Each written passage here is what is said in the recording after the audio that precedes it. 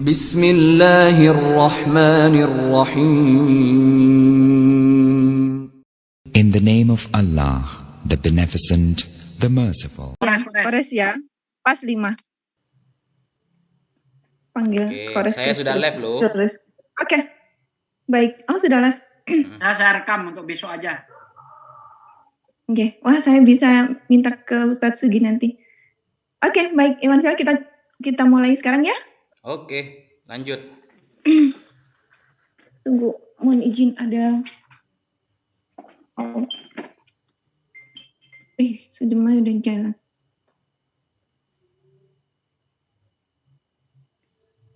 Bentar Ustadz, mohon maaf.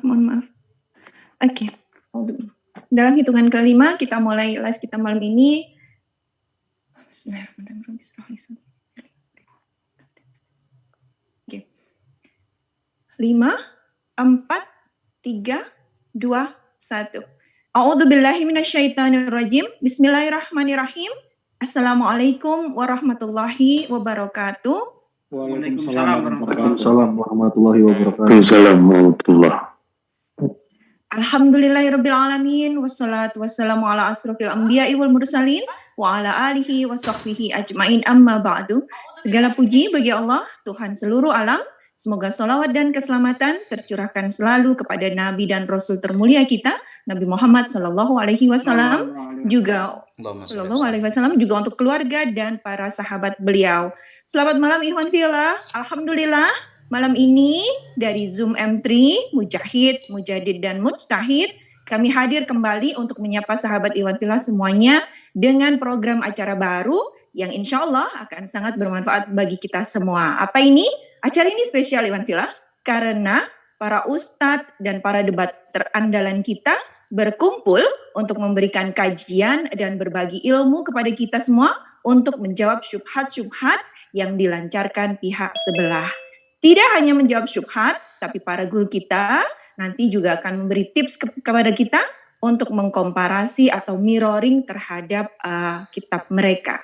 Oke, jangan lupa Ikhwan Fillah ya, ballpoint dan buku catatannya nih, karena para guru kita akan langsung memberi kita edukasi dan berbagi cara-cara jitu untuk menjawab dan mengkomparasi syubhat-syubhat dari pihak sebelah.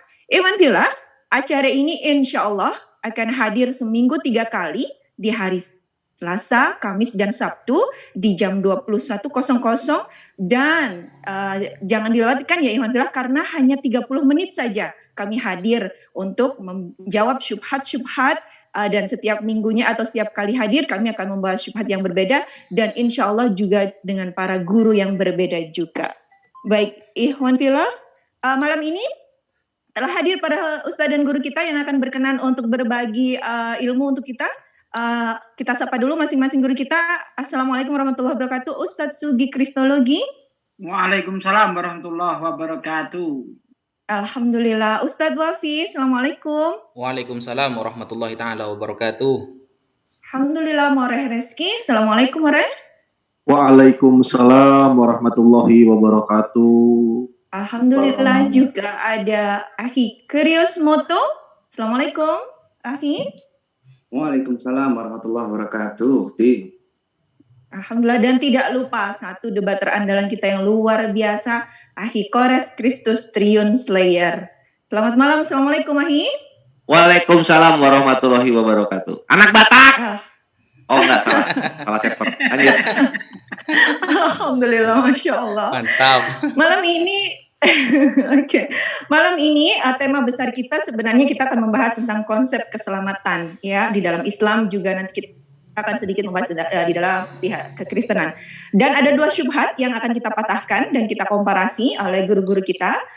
Yang pertama adalah keselamatan dalam Islam hanya insya Allah kata beberapa debater ataupun pihak sebelah ya, mereka mengatakan beberapa Islam itu keselamatannya belum jelas hanya insya Allah. Nah nanti syubhat yang kedua adalah tentang wajibnya muslim masuk neraka dulu sebelum masuk surga. Wah kesannya sepertinya keselamatan dalam Islam tidak terjamin ya Ikhwan Fillah. Apakah benar demikian? Kita akan menjawab, kita akan patahkan. Dan para guru kita malam ini akan berbagi ilmunya untuk kita. Oke, langsung saja Ikhwan Fillah kita masuki, kita bahas syubhat yang pertama. Yaitu itu mereka pihak sebelah itu seringkali membawa surat Al-Ahqaf ayat ke-9 di mana pada intinya di sana adalah dikatakan bahwa keselamatan dalam Islam itu hanya insya Allah, karena Nabi pun belum tentu selamat. Nabi Muhammad SAW kata mereka belum tentu selamat. Mereka mengklaim bahwa mereka pasti masuk surga karena kematian Yesus di kayu salib telah menebus mereka, sedangkan Muslim belum tentu, nabinya sendiri aja belum tentu masuk surga. Baik, apakah demikian benarnya ataukah bagaimana yang kebenarannya? Kita akan langsung meminta kepada Ustadz Sugi Kristologi untuk pertama memberikan jawaban kepada kita.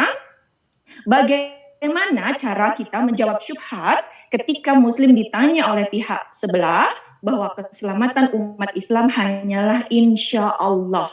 Sedikit-dikit bilangnya insya Allah, jadi belum pasti masuk surga. Apakah benar demikian Ustadz Sugi? Mohon pencerahannya Ustadz selama 3 menit. Waktu dimulai ketika Ustadz Sugi berbicara. Silakan. Assalamualaikum warahmatullahi wabarakatuh. Alhamdulillahirabbil alamin wassalatu wassalamu ala rasulillahi ajmain. Rabbi shrahli sadri wa yassirli amri wahlul 'uqdatam min lisani yafqahu qawli. Amin. Amma ba'd. Alhamdulillah, terima kasih atas waktu yang diberikan kepada saya terkait dengan syubhat mereka yang menuduh kita masuk surga itu masih insya Allah gitu ya. Kemudian dikaitkan dengan surah Al-Ahqaf ya, langsung artinya saja, katakanlah Muhammad, aku bukanlah rasul-rasul yang pertama di antara rasul-rasul, dan aku tidak tahu apa yang diperbuat terhadapku dan terhadapmu. Aku hanyalah mengikuti apa yang diwahyukan kepadaku dan aku hanyalah pemberi peringatan yang menjelaskan. Sebenarnya surah Al-Ahqaf ayat 9 ini nggak ada hubungannya dengan keselamatan ya. Ini terkait dengan visi misi Rasulullah. Rasulullah itu tidak tahu apa yang akan diperbuat oleh kaumnya. Nggak ada hubungannya dengan neraka surga ayat ini, nggak ada. Ya, ini terkait dengan visi misi ya, kegiatan dakwah Rasulullah. Apakah akan mendapatkan pertentangan dari kaumnya atau tidak, itu saja sebenarnya. Kemudian insya Allah di situ sebenarnya bukan berarti kita tidak masuk surga ya, tapi itu terkait dengan hak prerogatif Allah. Hanya Allah lah yang bisa menentukan siapa yang akan masuk surga. Nah, karena kita ini hidup ini tidak tahu apa yang akan terjadi di masa yang akan datang, maka kita tidak tahu menentukan apakah saya masuk surga atau tidak. Belum tentu saya ini dalam keadaan baik terus. Belum tentu kita ini dalam keadaan beriman terus. Siapa tahu kita mati dalam keadaan zalim, dalam keadaan kafir. Maka setiap kita ditanya apakah kamu masuk surga, kita jawab insya Allah. Tetapi kalau kita sudah mengetahui bahwa dia itu mati dalam keadaan husnul khotimah, maka dia pasti masuk surga. Begitu ya. Kemudian kepastian yang mereka janjikan kepada umat, yang sering mereka katakan kepada umat Islam itu hanya ngibul saja. Karena faktanya tidak ada satu ayat pun di dalam Bible Yesus menjamin keselamatan untuk Kristen. Tidak ada. Bahkan kalau mereka kita tanya syarat masuk surga, mereka bingung. Ya, karena ada dua syarat ya. Yang pertama syarat menurut Paulus, yang pertama syarat menurut Yesus, yang kedua syarat menurut Paulus. Sementara syarat menurut Yesus dan menurut Paulus itu berbeda jauh, bertentangan. Karena menurut Yesus syarat masuk surga itu harus percaya dia sebagai utusan. Sebagaimana yang tertulis di dalam Yohanes 17 ayat 3, inilah hidup yang kekal itu, yaitu mereka mengaku bahwa engkaulah satu-satunya Allah yang benar dan Yesus Kristus yang diutus. Tidak cukup hanya itu saja. Menurut Yesus supaya kita selamat, kita harus melakukan pekerjaan-pekerjaan baik, harus beramal soleh. Itu selaras dengan Islam. Hal itu jelas tertulis di dalam Lukas 18 ayat 18 sampai ayat 20. Ketika ada orang kaya bertanya kepada Yesus, guru yang baik, perbuatan apa yang harus aku lakukan untuk mendapatkan hidup yang kekal? Dijawab oleh Yesus, mengapa kamu berkata aku baik? Yang baik itu hanya Allah saja. Jika kamu ingin mendapatkan hidup yang kekal, apakah kamu tidak tahu perintah Tuhan? Jangan membunuh, jangan bersaksi dusta, jangan mencuri, hormati orang tuamu, kasih sesamamu seperti kamu mengasihi dirimu sendiri. Dijawab oleh orang kaya itu, hal itu sudah aku lakukan sejak masa mudaku. Kalau begitu kurang satu lagi, jual hartamu, kasihkan si miskin, maka kamu akan mendapatkan harta di surga. Dan setelah itu ikutlah aku. Habis waktu. Masya Allah. Habis Ustadz. Terima kasih. Masya Allah, luar biasa. Ini jawaban dari guru kita. Itu adalah jawaban pertama dari guru kita. Kita perlu mendengar dari keempat guru kita yang lain. Di sini sudah ada Ustadz Wafi. Pertanyaan yang sama. Ustadz Wafi, bagaimana dengan Quran Surat Al-Ahqaf ayat 9? Silakan Ustadz, waktu dimulai ketika Ustadz berbicara. Silakan. Oke. Bismillahirrahmanirrahim. Masya Allah ya, jawaban dari Ustadz Sugi barusan daging semua isinya teman-teman. Di sini saya melengkapi jawaban dari Ustadz Sugi ketika seorang Islam ditanyakan bagaimana dengan keselamatan agama Islam yang hanya dengan insya Allah. Maka sebetulnya kami yakin bahwa mereka belum mengenal Islam secara sempurna. Sehingga kesimpulan yang mereka sampaikan itu tidak tepat. Nah, sekarang mari kita bahas ya.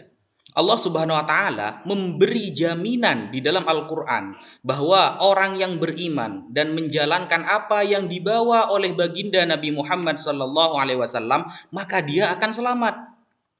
Seperti di dalam surah An-Nisa ayat 115 contohnya ya, wa may yushaqiqir rasul mim ba'di ma tabayyana lahul huda. Barang siapa yang menentang Nabi Muhammad setelah Islam datang kepadanya, wa yattabi ghaira sabilil mu'minin, dan dia tidak mengikuti jalan-jalan orang yang beriman kepada Nabi Muhammad, maka nuwalli ma tawalla wa nuslihi jahannam wa sa'at masira. Maka tempat kembalinya adalah neraka jahanam, yaitu tempat yang paling buruk untuk mereka semua.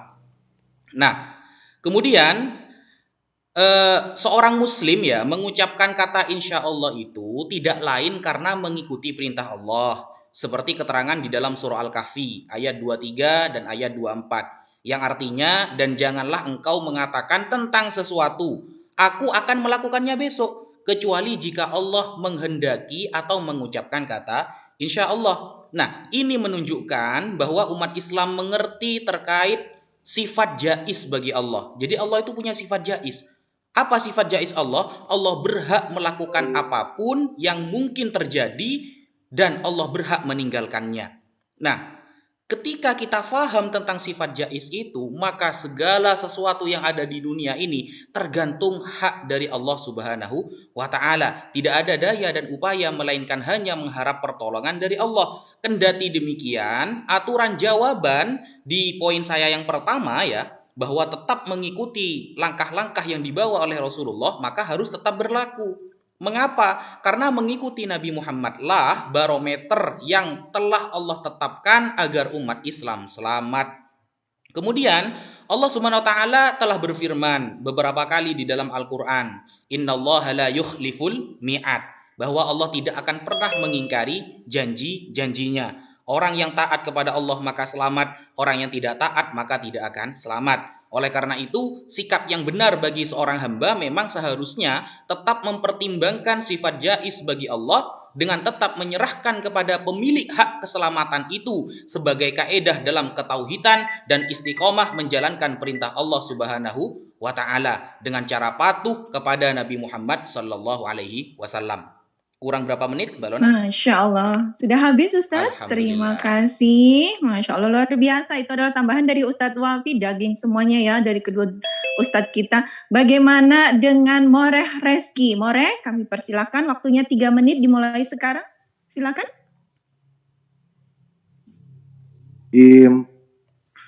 Terkait soal keselamatan, betul ya tadi yang sudah disampaikan oleh Pak Sugi, oleh Ustadz Wafi. Keselamatan tuh dalam Islam itu pasti gitu loh, sangat pasti. Dan saya sedikit saja menambahkan ya, seperti yang juga terdapat di dalam firman Allah Subhanahu wa taala di dalam surah Maryam. Nah, kenapa saya mengutipnya ini surah Maryam? Karena tadi yang saya dengar ada hujah yang sedikit rempet-rempet surah Maryam ya. Jadi saya agak menyambung saja secara sekilas gitu loh kepada surah Maryam ini. Di surah Maryam kita bisa melihat di dalam surah Maryam ayat ke-63. Bahkan Allah Subhanahu wa taala itu memberikan imbalan untuk orang-orang yang mengikuti kehendaknya dan menjauhi segala larangannya alias bertakwa. Itu apa sih yang dijanjikan? Bahkan Allah mewariskan surga kepada orang-orang yang bertakwa sesuai dengan firman-Nya yang termaktub dalam surah Maryam ayat ke-63. A'udzubillahi minasyaitonirrajim. Bismillahirrahmanirrahim. Tikal jannatulati nuritsu min ibadina mangkana taqiyya. Itulah surga yang akan kami wariskan, kata Allah Subhanahu wa taala, kepada hamba-hamba kami yang selalu bertakwa. Jadi bukan cuma lagi soal keselamatan, surga diwariskan oleh Allah Subhanahu wa taala buat kita yang bertakwa. Gitu loh. Dan Allah tidak akan pernah ingkar janji dengan janjinya. Cuma kebanyakan manusia terkadang suka ingkar janji kepada Allah Subhanahu wa taala seperti itu. Dan bahkan ya, kalau saya mengkomparasi yang ada di dalam benak dan keimanan saudara-saudara kita yang Kristen, bahwa keselamatan mereka itu mudah diperoleh hanya dengan menerima Yesus sebagai Tuhan, seperti yang diseru-serukan oleh mereka di dalam khutbah-khutbahnya. Nah, ini menurut saya malah sebuah promosi keimanan yang terlalu berlebihan promosinya sampai mengakibatkan akal itu kena diabetes, Ikhwan Fillah semua. Seperti itu. Bahkan kalau kita buka di dalam Gospel Matius pasal 7 ayat 21 yang berbunyi, Au pasho legon moi kurie eisen losetai eisten besilen ton uranon alho poinon to telma to patros moto en tois oranios, yang artinya bukan setiap orang berseru kepadaku Tuhan, Tuhan akan masuk ke dalam kerajaan sorga, melainkan dia yang mengikuti kehendak Bapakku yang ada di sorga. Dan jika kita lihat di dalam Bible yang cetakan red letter ya, atau bercetakan merah, yang itu diklaim tulisan tersebut adalah kata-katanya dari Jesus Christ, maka apa yang dikatakan Jesus Christ selaras dengan firman Allah Subhanahu wa taala yang tadi dijelaskan di dalam surah Maryam ayat ke berapa? 63 tadi. Iya, 63. Okay. Bahwa surga itu milik orang-orang yang bertakwa, yakni apa? Yang mengikuti kehendak Allah Subhanahu wa taala yang diklaim oleh Yesus, yakni dengan sebutan Bapa. Berkorelasi sebenarnya gitu loh. Baik, luar biasa. Terima kasih Mora Reski, Ikhwan Fillah, daging semua benar ya, karena para guru kita berkumpul begini luar biasa. Ini jangan lupa ya, Ikhwan Fillah, catatannya, buku dan ballpointnya jangan lupa. Baik, sekarang ada Ahimoto. Terima kasih Mora Reski. Saya tadi sebenarnya sempat mencatat, tapi mohon maaf tadi ada teman datang jadi agak lupa tadi. Otak mengalami apa Mora Reski tadi ya? Otak mengalami diabetes karena promosi keimanan yang terlalu manis. Luar biasa. Over manisnya. Baik, terima kasih luar biasa. Kita sekarang menyapa Ahi Krius Moto. Oke, Ahi, bagaimana pendapat Tuan Guru Krius Moto dengan Al-Aqaf ayat 9? Silakan. Ya, jadi sedikit melengkapi dari pernyataan Mores ya. Mengenai Matius 7 nomor 21, kita komparasi ya. Nanti kita komparasi. Kan gini, Kristen itu mempercayai Yesus itu sebagai Tuhan ya. Walaupun kita lihat terjemahannya ini Tuhan ya. Dan di sini ada kata bukan setiap. Ya. Berarti nggak semua. Perhatikan, nggak semua orang yang berseru kepadaku Tuhan akan masuk ke dalam kerajaan surga, melainkan dia yang melakukan kehendak Bapakku yang di surga. Jadi meskipun dia itu para Kristen ini sudah mengakui Yesus sebagai Tuhan, itu bukan mutlak dia itu bisa masuk kerajaan surga. Meskipun nanti di ayat bawahnya itu dia tuh sudah berbicara ya kepada Yesus pada saat itu. Ia nggak masuk surga ini, berarti kan pada hari terakhir banyak orang akan berseru padaku Tuhan, bukankah kami bernubuat demi namamu dan mengusir setan demi namamu dan mengadakan banyak mukjizat demi namamu juga. Pada waktu itulah aku di sini berarti Yesus akan berterus terang kepada mereka dan berkata, aku tidak pernah mengenal engkau, nyalahan daripadaku kamu sekalian pembuat kejahatan ya. Jadi di ayat 21-nya itu jelas di sini bahwa nggak setiap orang yang berseru atau mengatakan bahwa Yesus itu Tuhan akan masuk ke dalam kerajaan surga.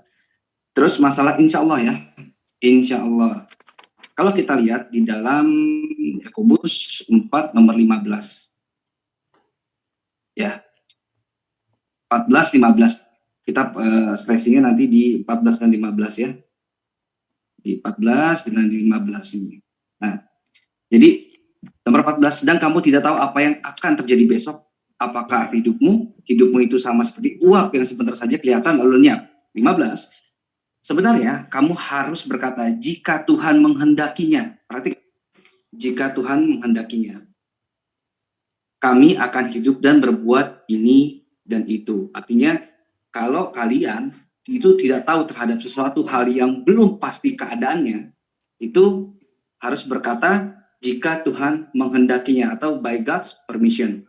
Nah, kalau kita lihat, ini kan terjemahannya, terjemahan baru. Kalau kita lihat terjemahan lama, nomor 14, ya di bawah sini ya, terjemahan lama ya, sorry, biar saya besarkan aja.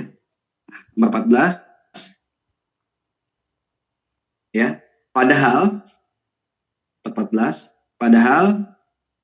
kamu tiada mengetahui apa yang akan terjadinya besoknya, bagaimanakah hidupmu itu, karena kamu hanya satu uap yang kelihatan seketika sahaja lamanya lalu lenyap, melainkan patutlah kamu berkata insya Allah.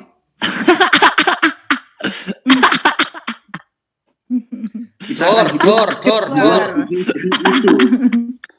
Jadi ini karena bersifat gaib ya, gitu kan? Jadi Tritung ini pada tahun 1954 di terjemahan lama tuh pernah mengimani insya Allah rupanya, gitu kan? Tapi di 1973 ya kalau nggak salah, di terjemahan baru itu kata insya Allah itu dihapuskan. Jadi iman mereka bergantung terhadap terjemahan. Ketika terjemahan lama itu sudah mengucapkan ada kata insya Allah di sini ya, jelas ya, insya Allah. Oke. Luar biasa. Oke, waktu bisa silakan. Mohon maaf, iya kita dibatasi waktu. Mohon maaf, Ayah Kurios Moto. Tapi luar biasa Iwan Filah ya. Itu tadi Meriam apa ya? Saya nyebutnya. Itu tadi Meriam. Mantap. Meriam tingkat besar. Thank you. Sir, have you found it? No, when you finish. Oh, okay. I'm How sorry. long is your meeting? 30 minutes, maybe. Okay, I'll see you in a minute. Okay. Maaf. Mohon maaf. Saya lupa mute. Mohon maaf Iwan Filah, mohon maaf para guru. Yes. Ada teman yang No bertanya. what? I'm sorry. Oke, Iwan Filah demikian Yakobus 4 nomor 14 dan 15 itu wah dor banget itu, luar biasa. Masya Allah, terima kasih Monggo, Mas Kores, dan dikasih terakhir. bicara Mbak Lona. Iya siap Ustaz Wafi, Aki Kores Kristus ini tidak boleh kita tinggalkan. Aki silakan, waktunya 3 menit mulai dari sekarang, silakan. Ya, makasih waktunya Ukti Lona anak Batak. Lu tuh ya. Tapi itu ntar abis ini. Bismillahirrahmanirrahim. Nah, mengenai Al-Kahf ayat 9 kita bacakan ya. Ini aku sambil share screen di YouTube. Nah, ini aku buka dulu. Aduh, nggak usah buka lah. Pada tahu juga. Di sini kan dikatakan aku bukanlah rasul yang pertama di antara rasul-rasul dan aku tidak tahu apa yang akan diperbuat terhadapku dan terhadapmu gitu. Berarti apa? Ya Rasulullah nggak tahu apa-apa yang belum dikasih tahu kan gitu. Nah, mengenai sorga udah dikasih tahu belum? Udah. Sorga udah dikasih tahu Rasulullah. Nah, untuk bagian yang tahu ya tahu, untuk yang tidak tahu Rasulullah tidak mau so tahu. Seperti berhala-berhalanya para tritung penghujat gitu. Itu yang mesti dipahami. Ini contoh nih Rasulullah tahu untuk sorga. Nih misalnya kita lihat di kita bawa hadits dulu ya, hadits nih Rasulullah dulu kan, ini yang dibahas. Nah, Rasulullah berkata di dalam hadits Ibnu Majah 4077, Rasulullah Shallallahu Alaihi Wasallam bersabda, kami adalah keturunan Abdul Muthalib, pemuka penduduk surga, yaitu aku, Hamzah, Ali, Ja'far, Hasan, Husain dan Al Mahdi. Dar. Belum nanti di hadis Abu Daud 2159, Nabi SAW berada di sorga. Orang-orang yang syahid berada di sorga, orang yang terlahir berada di sorga, dan orang-orang yang dikubur hidup-hidup berada di sorga. Dar, meledak lagi. Nah di sini hadis Sunan Ibnu Majah 106, Rasulullah SAW berkata, setiap Nabi memiliki teman karib di surga. Teman karibku di surga adalah Uthman bin Affan. Dar, selamat datang di kebenaran lagi. Ini di hadis Sunan Abu Dawud, beliau bersabda, ia adalah sungai di dalam surga yang telah dijanjikan oleh Robku kepadaku kelak. Dar, selamat datang di kebenaran. Lagi, yang terakhir ini ada di, tunggu.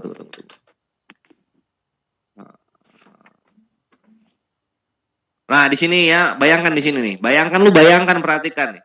Rasulullah SAW bersabda, saya mendatangi pintu surga pada hari kiamat, lalu saya minta dibukakan. Lalu seorang penjaga bertanya, siapa kamu? Maka aku menjawab, Muhammad. Lalu ia berkata, khusus untukmu, aku diperintahkan untuk tidak membukakan pintu untuk siapapun sebelum kamu masuk.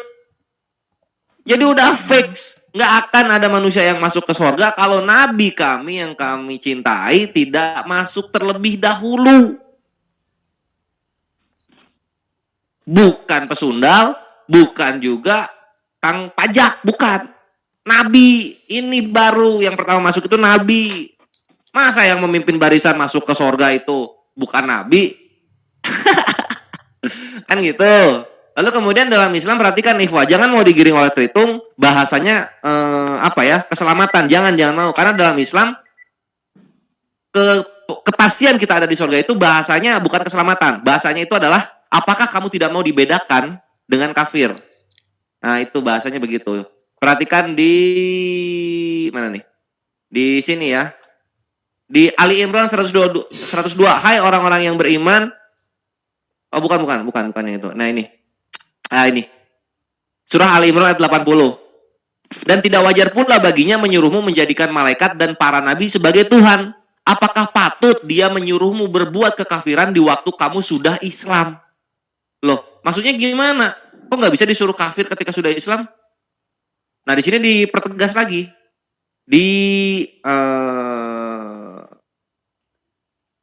Nah, di sini surah Al-Qalam ayat 35. Maka apakah patut kami jadikan orang-orang Islam itu sama dengan orang-orang yang berdosa atau yang disebut orang kafir? Maksudnya apa sih?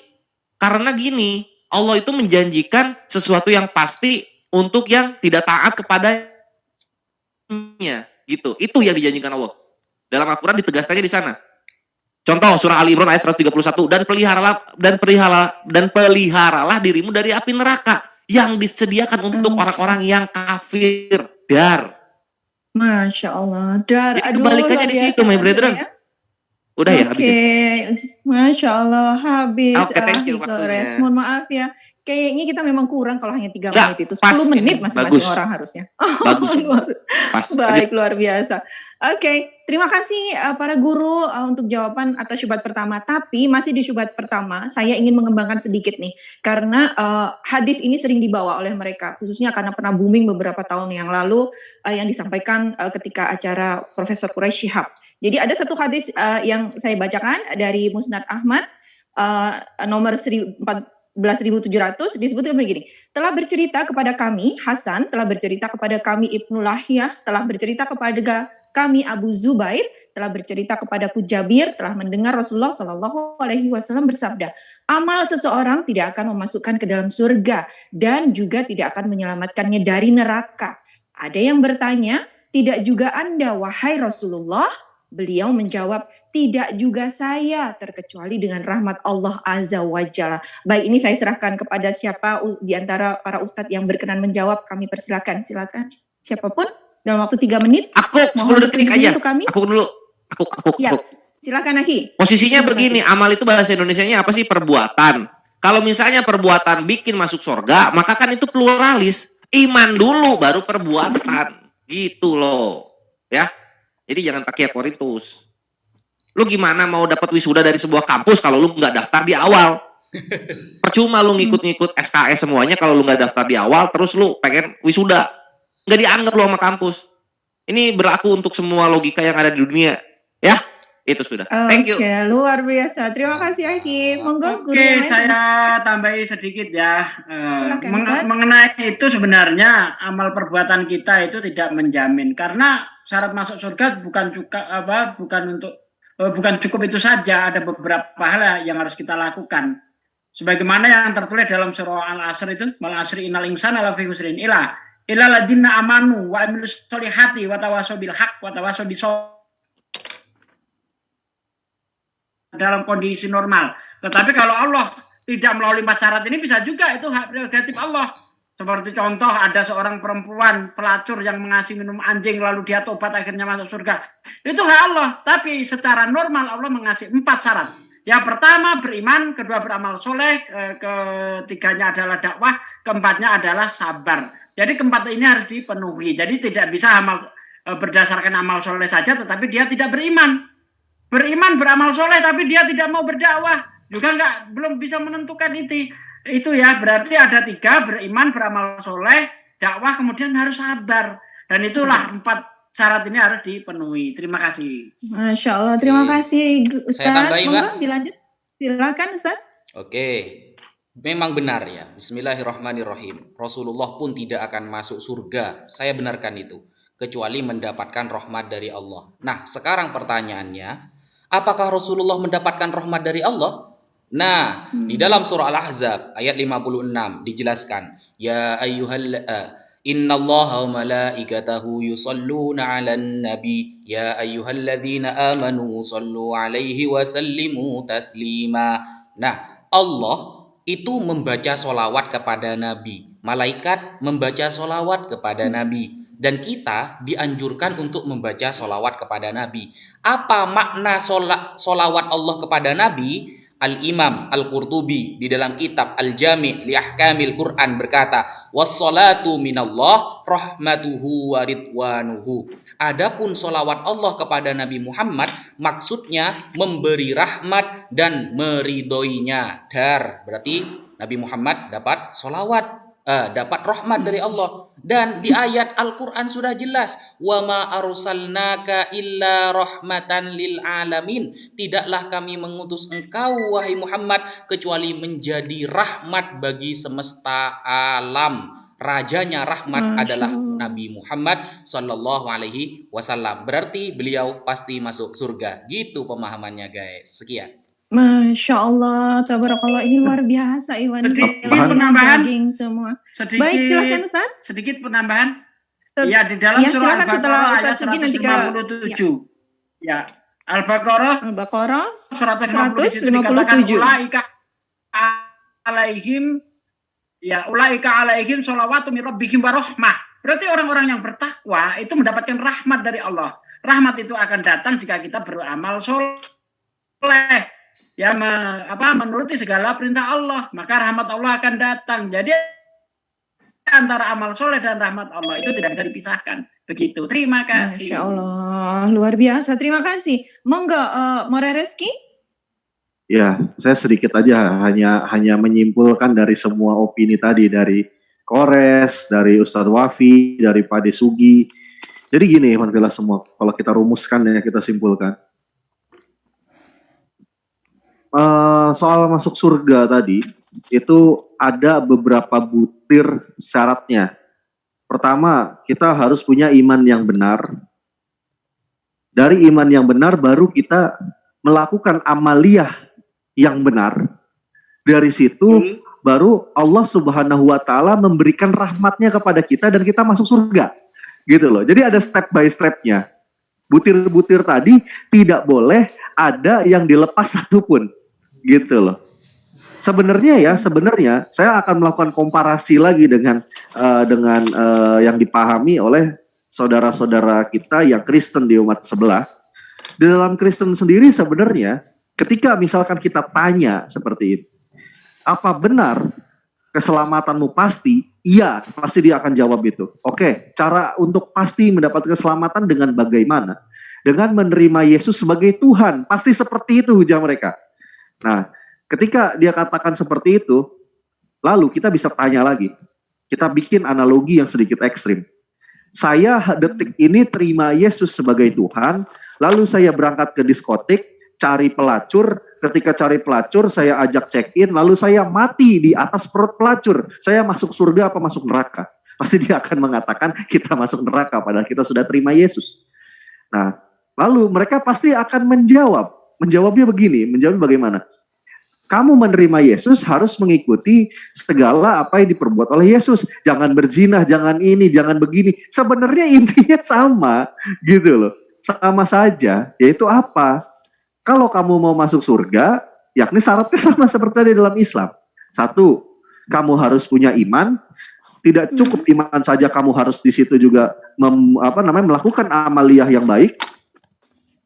Dari situ baru Allah Subhanahu wa taala memberikan kita rahmatnya dan kita masuk surga. Sebenarnya konsepnya sama, konsepnya.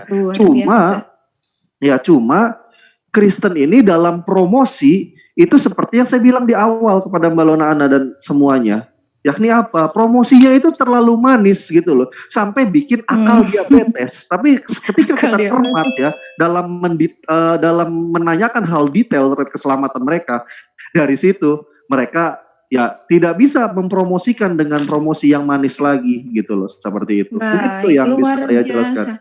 Masya Allah, tabarakallah, para guru-guru kita. Ikhwan Fillah, luar biasa, terima kasih para gurunda untuk pertanyaan pertama sudah terbahas dengan luar biasa ya. Ikhwan Fillah, jangan lupa catatannya, nanti kalau dirasa tadi belum bisa menyimak semuanya, nanti kita lihat tayangan ulangnya ya. Baik, sebelum kita memasuki syubhat yang kedua, saya mohon izin untuk Ikhwan Fillah semuanya. Jadi kami sampaikan ya, bahwa acara kita, program baru kita ini menjawab syubhat, para debater berkumpul di Zoom M3, Mujahid, Mujadid, dan Mujtahid untuk menjawab syubhat. Ini akan ditayangkan setiap 3 kali seminggu, setiap hari Selasa, Kamis, dan Sabtu pukul 21.00 dan insya Allah hanya sekitar 30 menit. Dan ditayangkan di beberapa menara syiar. Kami mohon izin untuk menyampaikan ada di Salam Akal Sehat Official. Mohon di subscribe ya Ikhwan Fillah, karena ini adalah channel Ustadz Sugi yang baru. Ayo kita bareng-bareng semuanya subscribe ke sana. Juga di Naja Media, ini adalah link YouTube dari Ustadz Wafi. Kemudian ada juga di-live-kan di Kores Kristus, Triun Slayer Comment Center. Ada di Imane Sajang Debat, M3 Official, Menara Siar Debat, Pengamat Debat Lintas Agama. Kemudian ada di Lentera Rohani Institute, juga ada di Yans M3 Channel.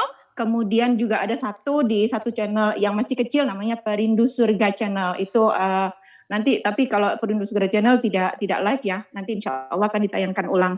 Oke, baik. Terima kasih para guru. Kita sekarang memasuki syubhat yang kedua. Ini masih tentang keselamatan, tetapi di sini para pihak sebelah biasanya membawa surat Quran surat Maryam ayat 71. Saya mohon izin bacakan artinya.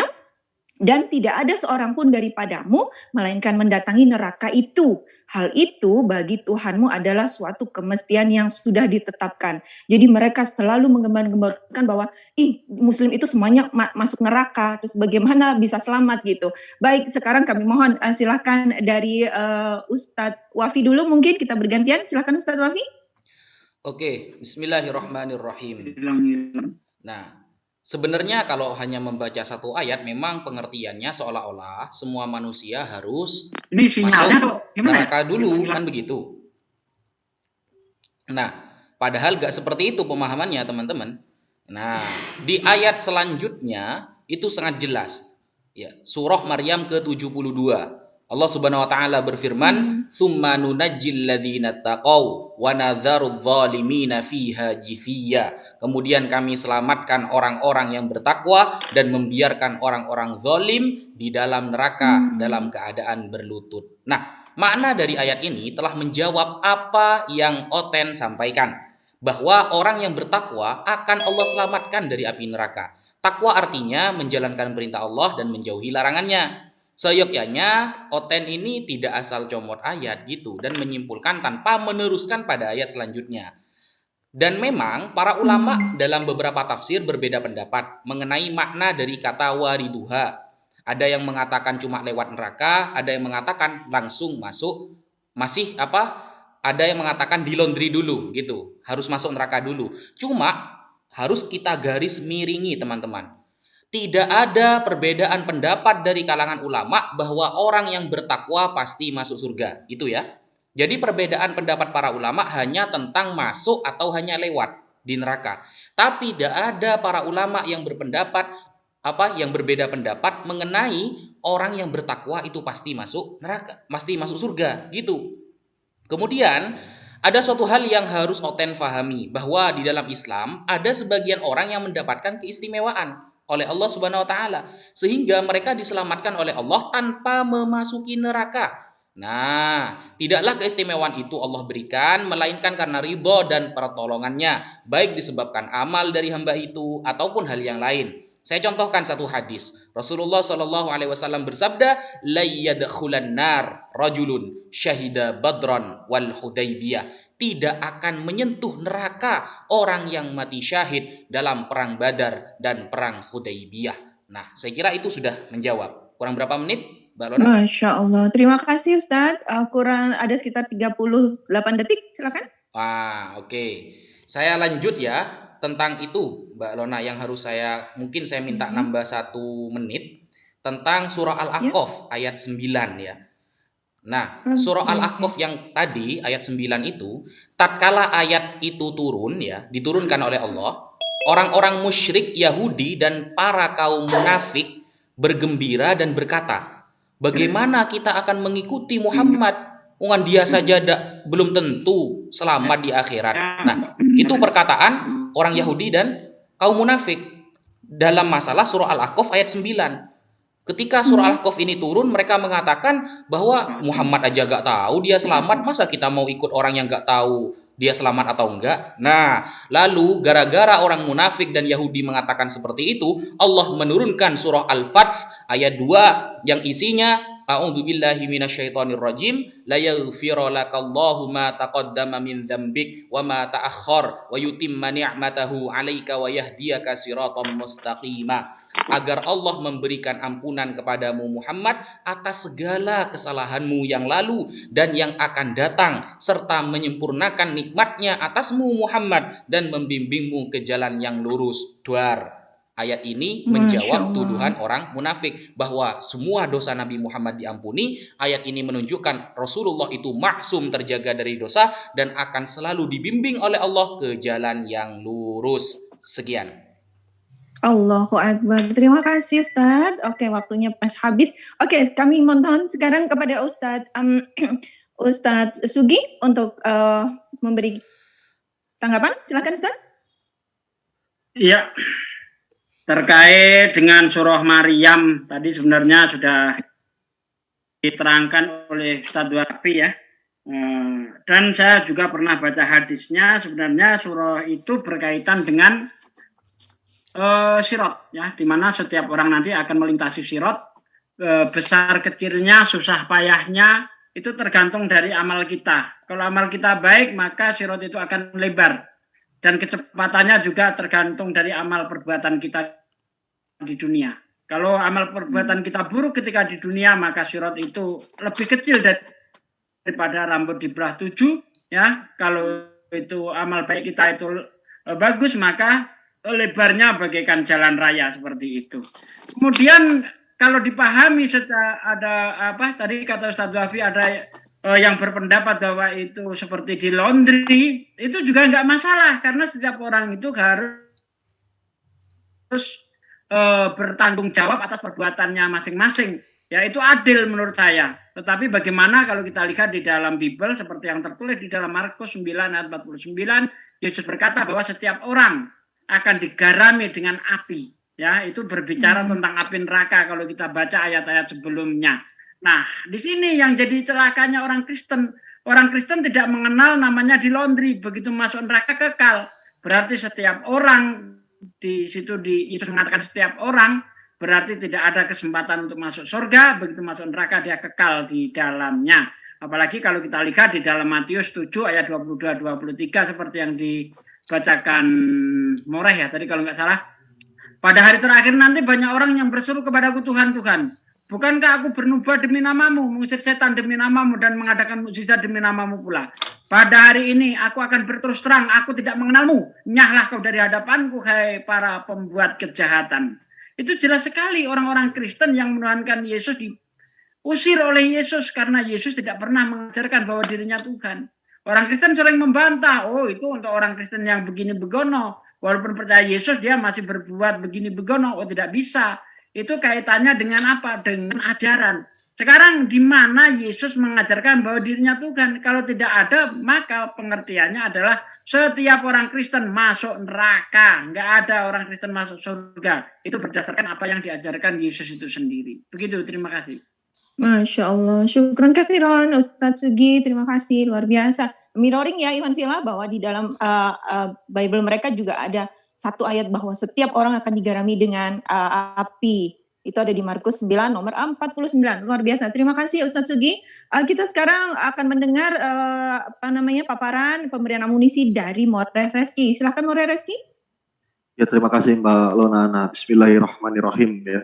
Yang perlu kita tahu gini, betul seperti disampaikan Ustadz Wafi, bahwa kalau kita melihat hanya satu ayat ya, surah Maryam ayat 71, memang seakan-akan ya, memang serem ya, mengerikan ya.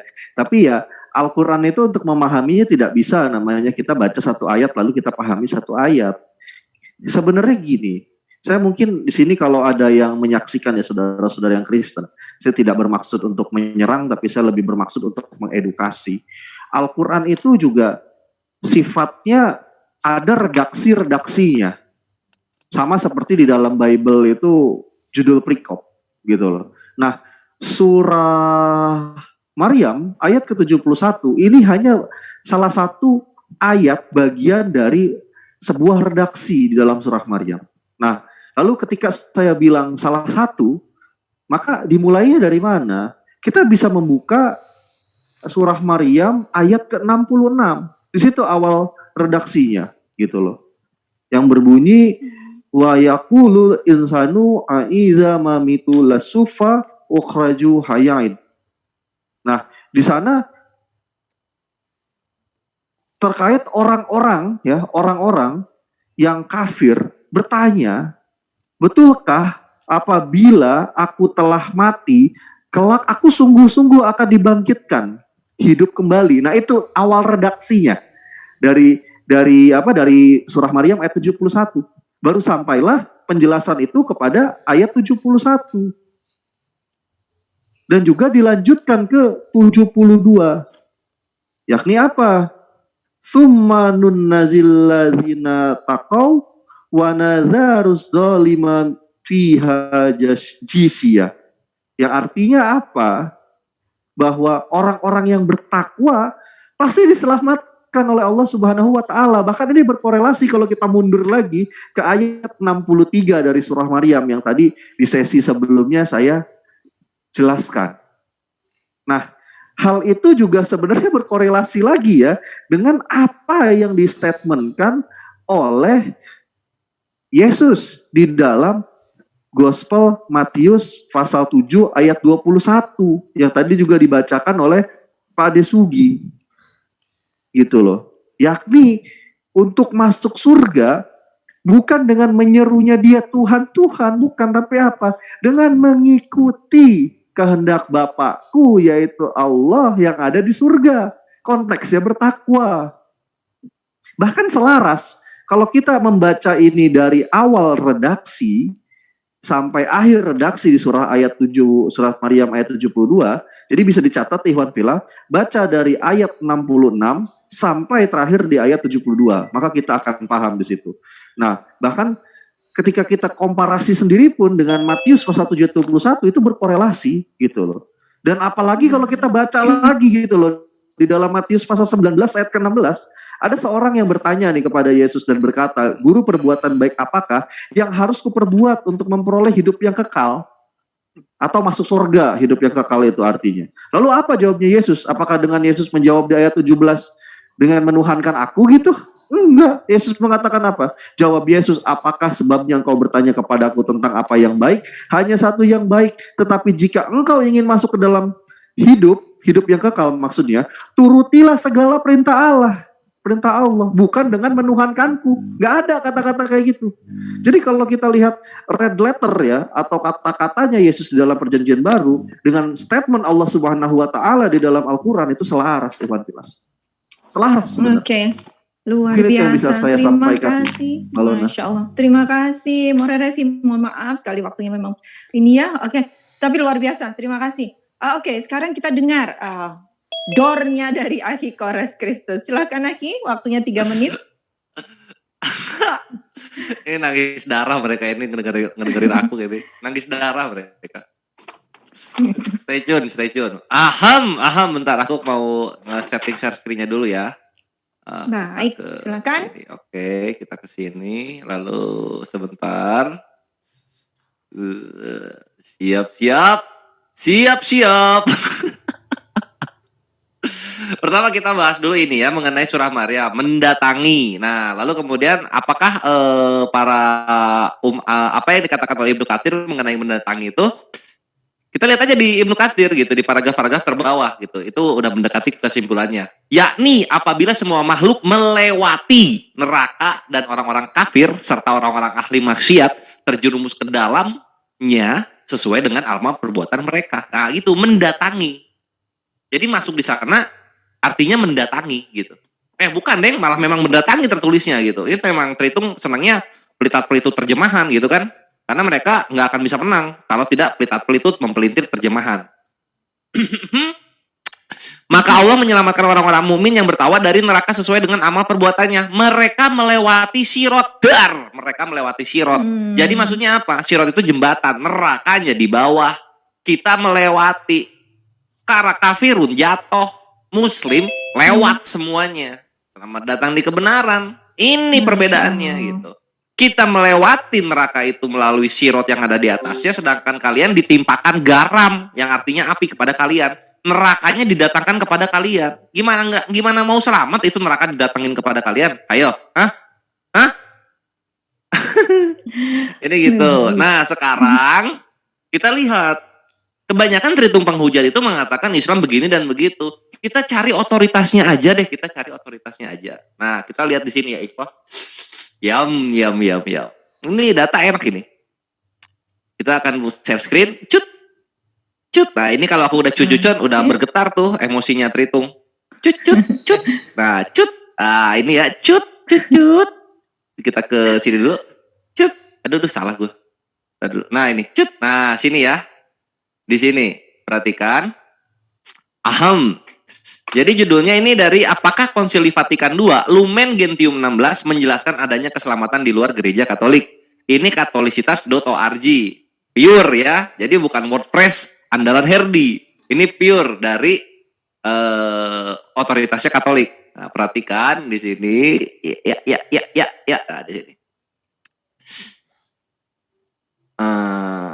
Nah, ini akhirnya mereka yang belum menerima Injil. Sebelum kita bahas, Lumen Gentium itu artinya lights of the nation. Gentium itu dari kata gentil, lumen itu dari kata ya lumen. Nah, lumen itu sinar. Jadi cahaya-cahaya untuk orang-orang, untuk bangsa-bangsa gitu maksudnya. Nah, di sini dikatakan paragraf awalnya, akhirnya mereka yang belum menerima Injil dengan berbagai alasan diarahkan kepada umat Allah, terutama bangsa-bangsa yang telah dianugerahi perjanjian dan janji-janji gitu kan. Siapa aja yang dapat? Abraham, Ismail, Ishak, kan begitu. Nah, di sini perhatikan ikhwah, di sini perhatikan. Dan juga terhitung penghujat yang lagi nguping ya. Nah, perhatikan di sini.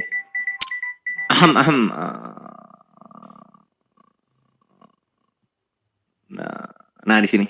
Di sini ya, namun rencana keselamatan juga merangkum mereka yang mengakui Sang Pencipta. Di antara mereka terdapat kaum muslimin. Jedar, selamat datang di kebenaran.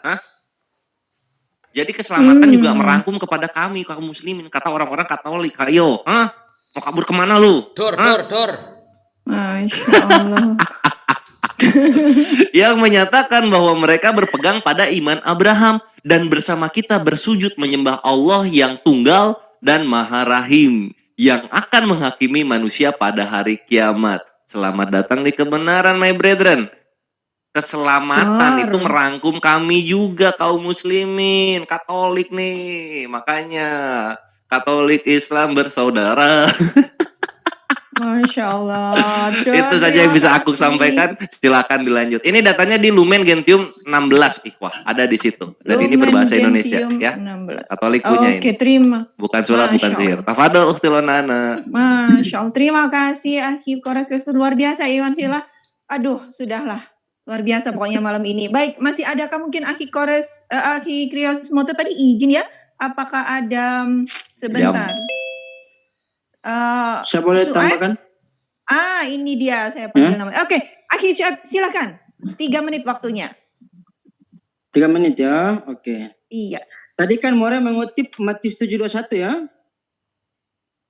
Wah, Nah, ini masuk kalian app ini yang ditunggu-tunggu dari tadi ini. Monggo, yang lanjut. sok-sok nakal sama saya yang di TikTok, saya mohon ke sini biar saya jauh sampai benjol ya. Nah, karena memang di sini di TikTok kan nggak bisa share screen kan, jadi pada bandel. Nah, tak ajari kau di sini ya. Lokal ha Hajar. omerli adoni ya kanesh ya lamal khut hashamaim ilha anshe etreson abi sebas shamaim. Ya. Di sini ada sebuah kalimat penolakan terhadap kata kerja itu lo ha omer, lokal ha omer, yang dimana bukan setiap orang yang berkata kepadaku, ya, wahai junjunganku, Tuhanku, ya, ikan limal khut hashamaim akan masuk ke dalam apa? Ke dalam kerajaannya Bapa Hashamaim. Bisa langit, bisa heaven, bisa sky. Begitu. Elle ha oshe etrison abi. Ya, tetapi mereka yang melakukan kehendak oshe rison keinginan ya. Jadi apa yang dikatakan Tuhan kita nurut, kita patut ya, bukan joget-joget. Gitu. Kepada Bapakku ini Abi. Nah, dan juga ya, mari kita lihat di sini sebentar, karena yang diajarkan oleh Yesus Kristus itu sendiri melaksanakan apa? Mau tahu? Nah, sini Rek, tak jitak kepala lu. Nah, mari kita lihat di sini melaksanakan apa? Hawadan biyaumata hanun nifaq isolet tora lam salayo wetaman iga hawa batlote dalaha, melaksanakan slote, bukan joget-joget kayak orang ngedugem ke Harlem Shake sama Shuffle Dance. Ya, slotenya seperti apa? Sini deh, tak ajarin lagi. Seperti apa? Mau tahu kan? Nah, perhatikan sini. Ini yang di TikTok yang suka nakal-nakal sini sekarang tak jewer bener, ya. Antun sagadin tun li medem, ya, dela yad'in antun khanan den sagadin khanan lama de yad'in khanan de khaye min Yehudaye. Pergerakannya seperti apa? Sagadan. Akar katanya simkat gimel dalet. Sagad. Yang kalau dalam bahasa Arabnya tasjudun. Melaksanakan slota. Dan slota itu sebagai bentuk ritualnya. Pekerjaannya di sini. Pergerakannya di sini. Sagadan. Sagad. Tasjudun. Salat dan sujud. Nah, makanya ketika Nabi Isa Al-Masih itu lahir, dia berkata, waj'alani mubarakan aina ma kuntu wa ausani bis salati waz zakati madumtu haya. Ya, bukan bi joget-jogeti, bukan bi ajab-ajab atau bi dugam-dugam. Ya. Gitu. Jadi kalau mau selamat, melakukan kehendak Bapakku yang di sorga. Bukan melakukan kehendaknya Martin Luther. Demikian. Oh, luar biasa adikku kok. Akhi Syuaib, syukran kasiran. Masya Allah, sudah ditunggu nih dari tadi. Luar biasa, terima kasih. Sama-sama. Masya Allah, terima kasih Iwan Villa. Oke, luar biasa. Nah, sekarang saya tawarkan kepada para guru di sini, apakah masih ada yang ingin ditambahi sebelum kita dengan sangat terpaksa kita akhiri, karena memang ternyata sudah 1 jam, padahal sedianya kita hanya berencana selama 30 menit. Begitu luar biasa antusias para guru, juga para sahabat netizen di luar sana. Bagaimana para guru, silakan untuk mungkin memberikan satu kalimat terakhir, mungkin sebelum kita tutup. Langsung. Boleh siapapun tutup mewakili. Oke, kalau gitu langsung kita tutup ya. Baik Iwan Villa, dari 2 syubhat itu, alhamdulillah para guru-guru kita sudah membagi ilmunya dan sangat luar biasa. Catatan saya sampai 4 ini. Jadi nanti mohon Iwan Villa semuanya ya untuk di-share video ini sebanyak-banyaknya kepada saudara muslim di luar sana supaya ini menjadi upaya kita untuk mencegah pemurtatan. Ya Iwan Villa ya, Masya Allah luar biasa. Sekali lagi terima kasih para guru yang sudah berkenan untuk membagikan amunisinya kepada kami sehingga kami semua di sini akhirnya menjadi terbuka. Juga insya Allah semoga ini menjadi amal jariah untuk para guru dan menambah ilmu dan iman bagi Ikhwan Villa semuanya. Amin ya Rabbal Alamin. Kalau boleh saya simpulkan, Ikhwan Villa kita semua muslim selama berkata asyhadu la ilaha illallah wa asyhadu anna Muhammadar Rasulullah, maka kita selamat dunia akhirat. Dan keselamatan masuk surga ada 3 cara, maksudnya melalui 3 cara: iman yang benar, melakukan amal yang benar, dan yang pertama adalah Allah memberi rahmat. Masya Allah, tabarakallah, luar biasa bagi Iwan Villa. Saya Lona Ana yang bertugas malam ini sebagai moderator dari Zoom M3, Mujahid, Mujadid, dan Mujtahid, mewakili seluruh yang hadir di sini mengucapkan terima kasih dan apresiasi yang luar biasa kepada para guru kita, kepada Ustadz Wafi, Ustadz Sugi Kristologi, More Reski, Aki Kirios Moto, Kores Kristus, juga Aki Syueb atas sedekah ilmunya. Dan mohon maaf jika ada kekurangan karena ini acara baru pertama, pastinya masih ada yang perlu diperbaiki untuk kedepannya, tapi luar biasa. Jangan lupa tunggu nanti di hari Kamis kami akan hadir kembali di jam 21.00 untuk membawakan amunisi untuk syubhat-syubhat yang lainnya. Baik, tak lupa kita akhiri sampai di sini. Mohon izin saya membacakan Quran surat Ali Imran ayat 102. A'udzubillahi minasyaitonirrajim. Bismillahirrahmanirrahim. Ya ayyuhalladzina amanu taqullaha haqqa tuqatih wa la tamutunna illa wa antum muslimun. Ini adalah pengingat untuk saya sendiri. Wahai orang-orang yang beriman, bertakwalah kepada Allah sebenar-benar takwa kepadanya, dan janganlah kamu mati kecuali dalam keadaan muslim. Amin ya robbal alamin. Semoga kita semua mati dalam keadaan muslim dan beroleh surga. Amin ya robbal alamin. Saya akhiri sampai di sini. Mohon maaf jika ada kekurangan. Dengan doa kafaratul majelis saya akhiri. Subhanakallahumma wa bihamdika asyhadu an la ilaha illa anta astaghfiruka wa atubu ilaik. Maha suci Engkau ya Allah, segala pujian untukmu, dan aku bersaksi bahwa tidak ada sesembahan yang berhak disembah selain Engkau, dan aku meminta ampunan dan bertaubat kepadamu. Terima kasih Iwan Villa semuanya yang sudah hadir di seluruh live chat di Menara Siar. Saya akhiri sampai di sini. Wassalamualaikum warahmatullahi wabarakatuh. Waalaikumsalam warahmatullahi wabarakatuh. Ya, pengumuman terakhir untuk program yang sedang kita tahu semua, Akhi Julius lagi ngapain, tafadol, ini dibuka di sampai hari ketiga, berarti besok terakhir maghrib ya. Kami menumpulkan donasi sebesar 5 juta untuk pergerakan operasionalnya Akhi Julius di sana. Ini baru kekumpul 500, silakan cek ke deskripsi untuk yang ingin berkontribusi. Katanya pengen dibui orangnya. Ayo, patungan, tenaga. Di deskripsi ya rekeningnya M. Haikal Abdillah di Trilshare Comment Center. Itu aja paling. Selamat dilanjut.